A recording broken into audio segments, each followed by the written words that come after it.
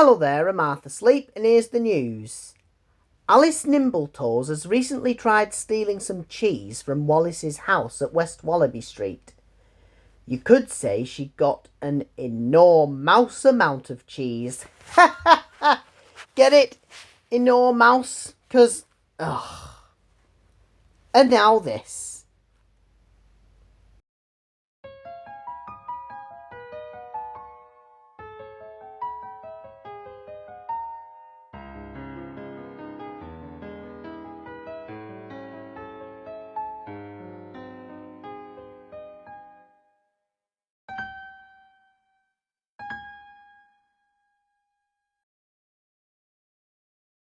Mr. Carburettor is the owner of Silverhatch Racetrack. He does not put up with any of Flash's tricks, and he's also known to get angry at times. But apart from that, he can also act a bit childish too. On this particular day, he was going on holiday, and someone else was going to run the Silverhatch Racetrack, that being Station Officer Sidney Tate, the Blue Watch Governor at Blackwall Fire Station. He is an old friend of Mr. Carburettor, and he is very much like him, as he shouts quite a lot. He arrived at Silverhatch, and Mr. Carburettor greeted him. Ah, Sidney Tate, nice to see you again. Likewise, old friend. Now, if you'd like to follow me, I will introduce you to all the cars. Sir Tate followed Mr. Carburettor into the workshop, and he introduced him to everyone. Now, this is Bigger Chris, Masha, Rory, Cece, Drifter, Tin Top, and of course, my bambino Maxie. Everyone said hello.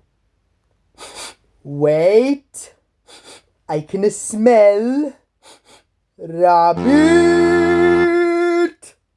And another thing, make sure that Flash stays out of trouble. Then everyone started telling Tate all about Flash. That Flash, yeah, he's a very mischievous rabbit who often causes trouble for all of us. Once he moved some cones and caused me and Cece to crash into Farmer Green's farmyard. And he once made me crash by throwing posters around in the wind. Yeah, most of the time he's a big time pain in the elbow, Rory. Oh, I'm sure this Flash isn't as bad as you think. In fact, he sounds rather like one of our lot, Billy. John Hallam's told me all about him. And I also hear that the pump ladder crew broke into Borough Street Fire Station and nicked the station officer's teeth. Well, if you say so, Mr. Tate. Little did they know, Flash was listening from outside. Nicked teeth, eh?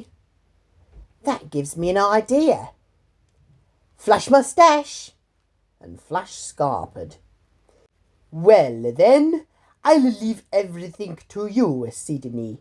Helly is waiting for me on the helipad. Okay then, Tony. Have a lovely holiday. And Mr. Carburettor went up to the helipad. Do you know, I have someone on my watch called Tony. Later that night, whilst everyone was asleep, Flash put his idea into action.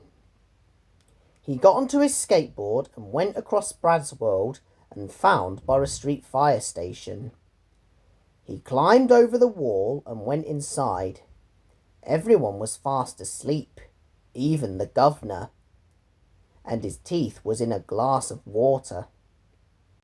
Flash took the teeth out and put them in his pocket, and then left, being as quiet as a mouse. After he exited the station, he then went home. And believe me, I thought Norman Price was bad enough, trespassing into the Pontypandy fire station numerous times. The next day, when Malcolm was just waking up, he jumped out of his skin because Flash had played a trick on him with the false teeth.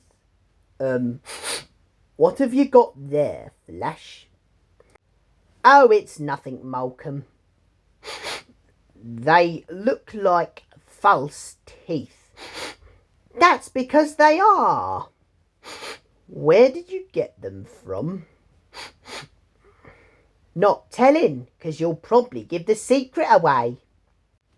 Later that day, the Borough Street pump was pulling up to the workshop, and a furious-looking station officer got out of the cab and went inside, where he saw Big Chris, Marcia, and all the cars. Good morning, sir. Can I help you?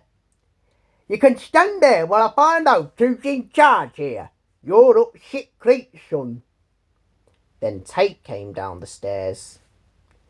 Good morning, sir. What's the problem? I'll tell you what's the problem, Mr. Tate.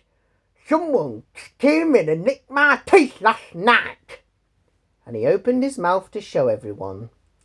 I've already checked that wall, but it wasn't done this time. Flash! Then Flash came into the workshop. Did somebody mention my name? Yes, we did, Master Flash. This officer's looking for his false teeth, and you don't happen to have anything to do with it, do ya?